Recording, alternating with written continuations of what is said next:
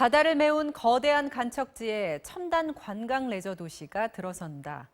정부가 10여 년 전부터 추진하고 있는 이른바 기업도시 개발 사업 중 한 곳입니다. 특별법을 통해 개발업체에 막대한 특혜가 제공됐고 지역 주민들에겐 장밋빛 미래가 제시됐는데요. 지금 그곳은 어떤 모습일까요? 정동훈 기자가 현장을 취재했습니다.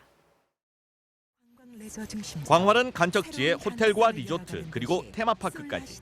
지난 2004년 정부와 전라남도가 민간 자본 2조 원을 유치해 동북아 최고의 관광 레저 기업 도시를 건설하겠다며 내놓은 청사진입니다. 14년이 지난 지금 그 현장을 찾아가 봤습니다.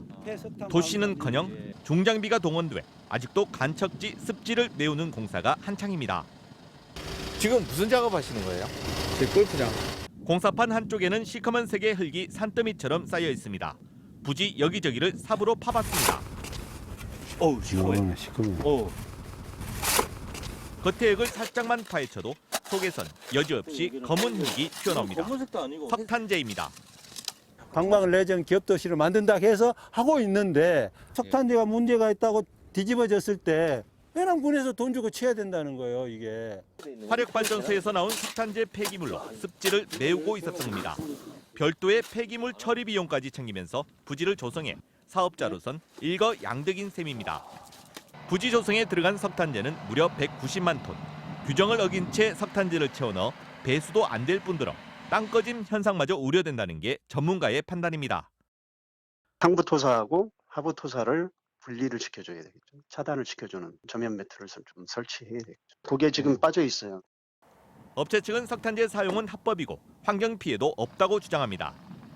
환경오염 시험을 했었는데 전혀 하자가 없는 걸로 전부 적격 판정을 받았습니다. 하지만 유해성 논란 때문에 인근 새만금 간척지에선 사용을 보류한 상황.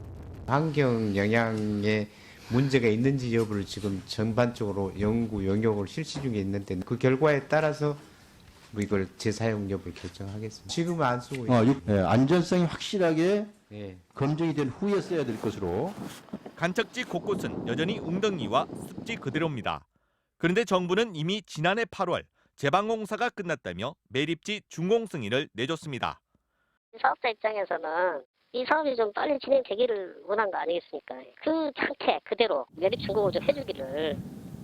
이례적인 일이었습니다. 자금 압박을 받는 사업자가 은행 대출을 받도록 정식 매립지라 할 수 없는 곳을 토지로 인정해줬다는 논란이 일고 있습니다.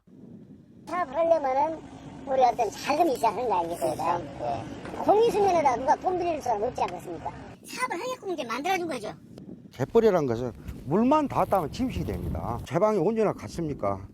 사업을 승인한 당국은 현장 감독 한 번 하지 않았습니다. 기업도시 법이 민간이 하는 사업이거든요.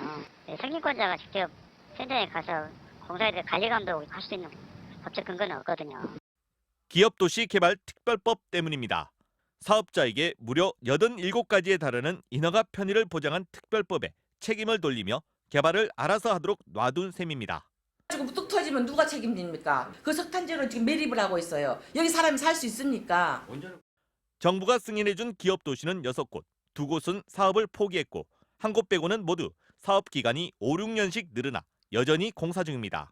그 민간 기업이라는 것 자체가 공익을 추구하기보다는 자신들의 사익이 최우선 목표이기 때문에 피해를 주는 부분은 저희는 제한할 필요가 있다.